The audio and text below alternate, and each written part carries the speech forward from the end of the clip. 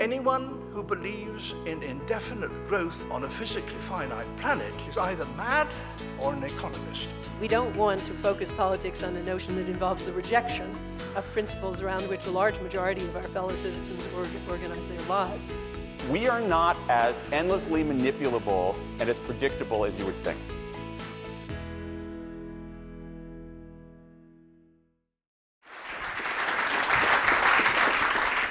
Jonathan sets out to explore the connections between ethics and public policy, and to ask, can philosophy help decision makers act more wisely and justly? I was just an ordinary political philosopher until I got a phone call. And this phone call, it was a telephone message, and it said, could I please call the Home Office, the Department of Gaming, Liquor and Data Protection, as it was. So I phoned back, and they didn't want to talk about data protection. In fact, they wanted to talk about gambling and a review of the gambling law in the UK. And this was the first time I had to think in practice about any area in applied philosophy, applied ethics. And in terms of really systematic engagement with the real world, we have tended not to do it very much as philosophers. So in the case of gambling, when I agreed to sit on the committee, I thought that what they wanted was someone who would give them a moral perspective on gambling, which not something I'd thought much about before. Done a little bit, seemed all right to me, but I could see there could be some ethical problems here and there.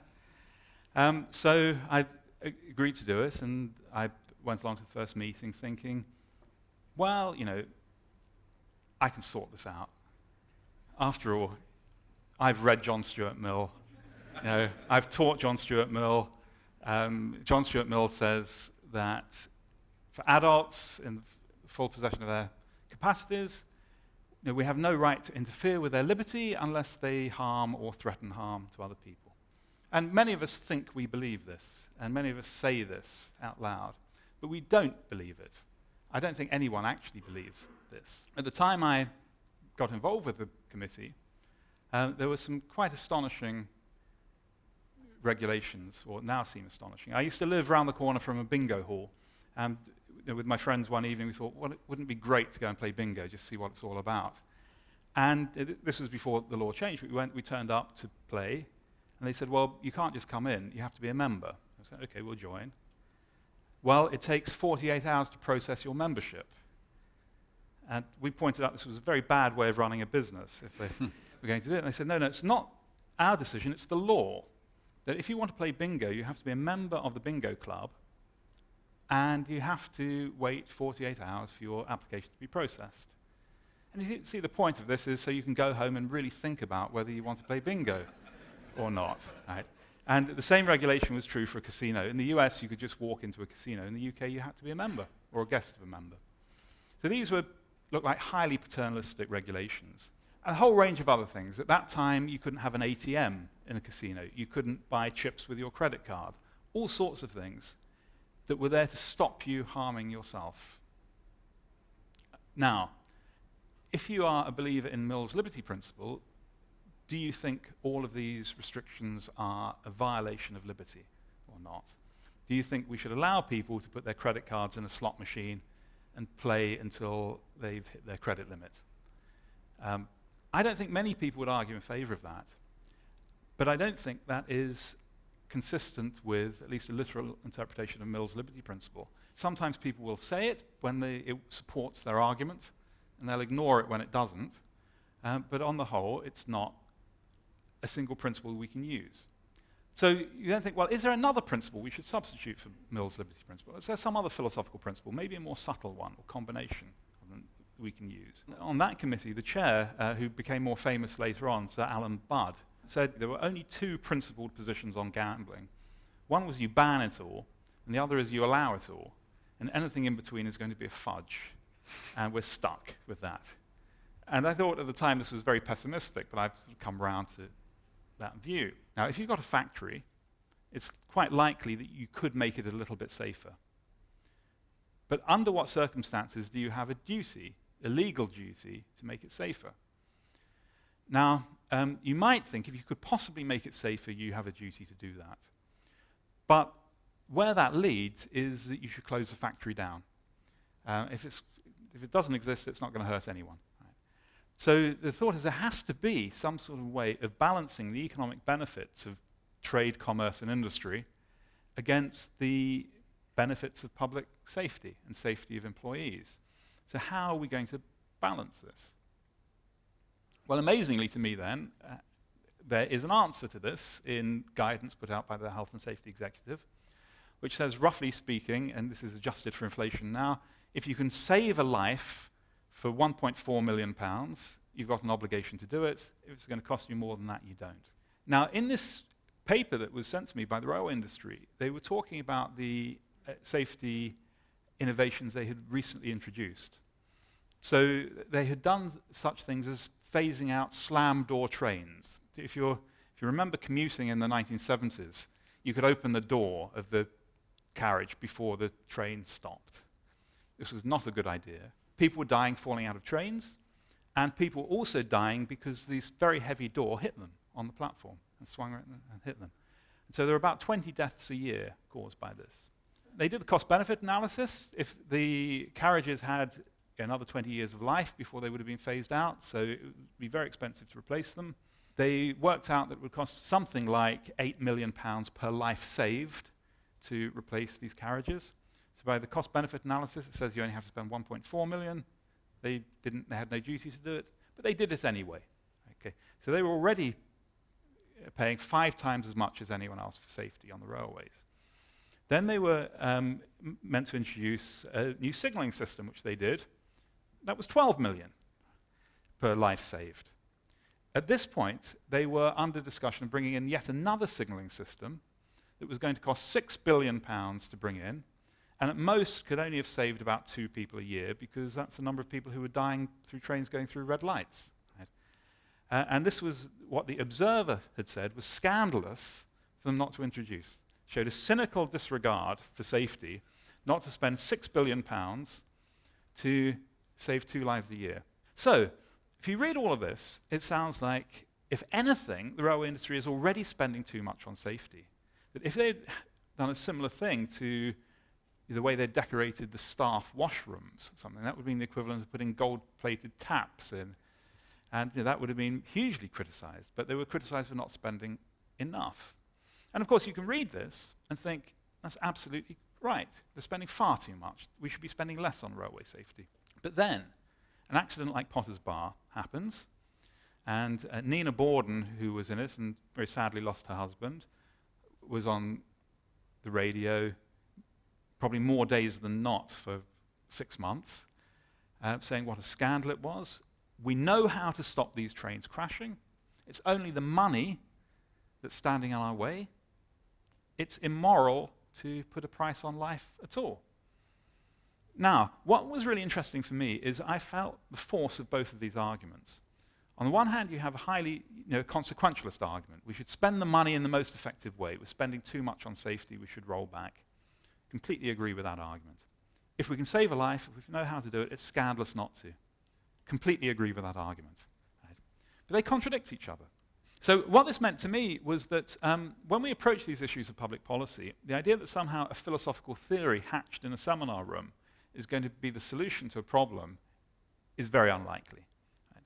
That real public policy issues are incredibly complicated, and different patterns of moral argument will apply to the same situation.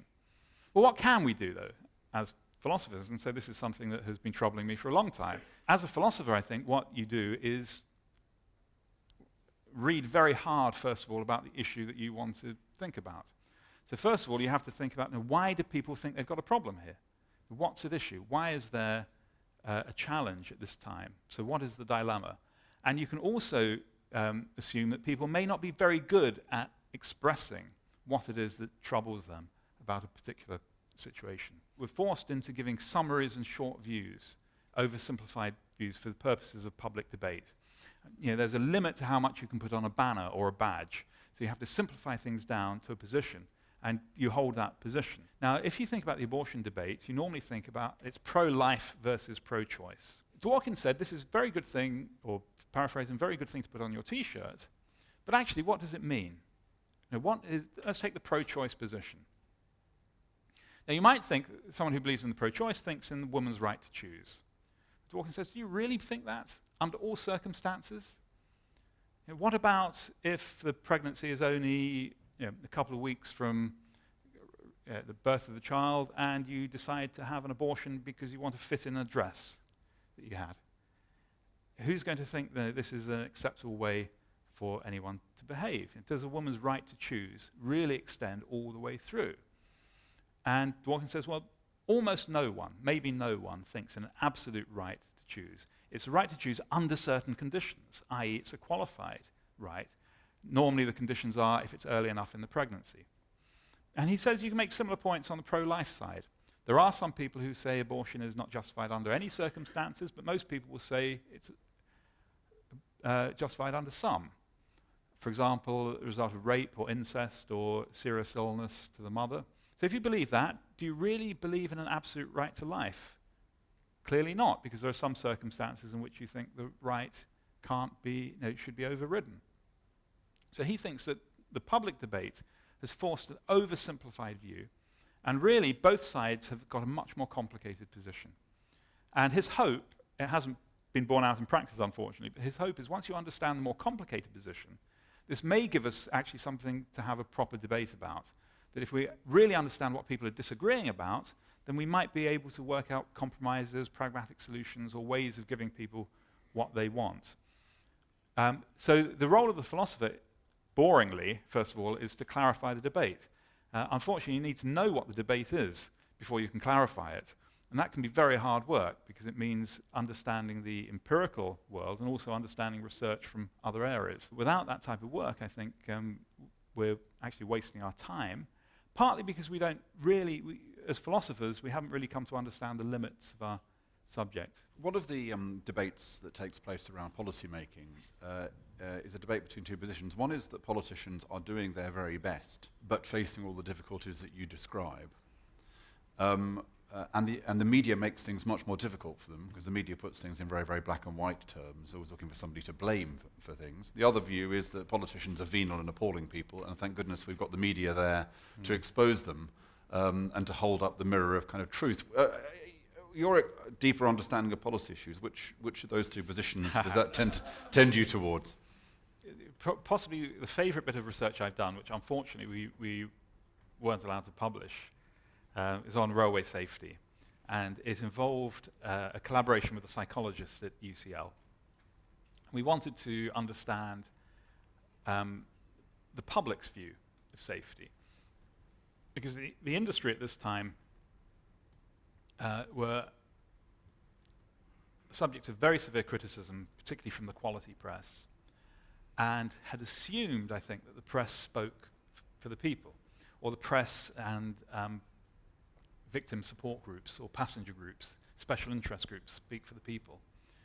And they were proposing to make some changes or thinking about making some changes in the hope that the changes they made would give them better standing with the public. And we said, well, rather than just assuming you know what the public think, why don't we do a study and find out what the public think? Let's interview them, which we did. And so we did a study interviewing about 140 members of the public. And it turned out that the public weren't at all interested in what the journalists thought they should be interested in. Not one person even knew about the debate, or seemed to know about the debate that was meant to be this great public crisis. And as a follow-up, we did a quantitative study. So we asked people some questions. One of the questions we asked was, since privatization, has the safety record of the industry got better or worse? Okay. Now, if you plot the graph of deaths on the railways, it was going down before privatization. Not always. It would be going up and down like this, zigzagging. And after privatization, it carried on pretty much in the same way. So deaths were falling, accidents were falling. But there were little spikes all the time, all the way down. Immediately after privatization, there was a small spike that was consistent with the earlier spikes. But if you plotted it, the general trend was definitely down, okay, and to the time we were. So we thought the truth of the matter is the safety record has got better. What do people think? Now, what we found was that the more newspapers people read, the more likely they were to be wrong about this. And people who only read the broadsheets were much worse than people who only read the tabloids. So I feel that the media has a very important role here, but the media introduces lots of distortions. One of the things that you talk about in the book that obviously you have to take into consideration is practicability, is whether or not, and part of that is whether or not a policy is going to be acceptable to the public. No point having a policy position which is one that the public would never accept. How difficult, therefore, is it that public opinion is itself contradictory? If you're just following public opinion, you've got a problem there where public opinion is divided. When public opinion is divided, then the status quo wins, pretty much. So any change is going to be very difficult to get past, but it's very rare that keeping things the same is a problem from the point of view of politicians. Sometimes it is. But when public opinion is divided, then it seems like we're never going to make changes.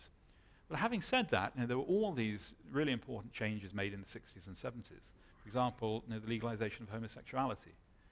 And I thought, well, I want to go back and look at these reports now, and look at the debate, see what happened. Because was it really true that the British public in the 50s and 60s was crying out for the legalization of homosexuality? It seems to me very unlikely. And it seems to me probably the public opinion at that time was in favor of the law as it was broadly. So the Wolfenden report addressed all of these issues about public opinion in about 2 pages. And what they said was that some people think the law should follow public opinion on this. Well, we think public opinion is divided.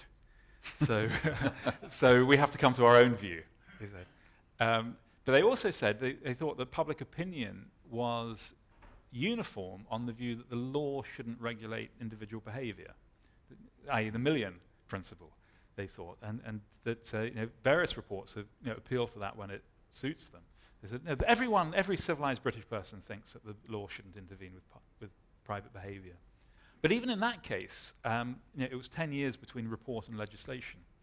So I think what happened there was the report probably led public opinion to a point where public opinion was prepared to accept a change in legislation. But you're right, public opinion is divided. I think you've got a big problem when the bulk of public opinion is against you. And that if the bulk of public opinion is against you and try to introduce a law, change something, then you're going to have great problems enforcing that. How has being involved in practical policy making affected your own philosophy, your own philosophical beliefs? Has it made you more pragmatic as a philosopher? It's made me much more pragmatic as a philosopher, and it's changed my expectations, actually, about what one can expect from philosophy. You say in the book that public policy needs philosophers, but not philosophy. That's what I think, yeah. Well, it needs, well, so that puts it a bit strongly. It needs bits of philosophy, but what it doesn't need is philosophical theory.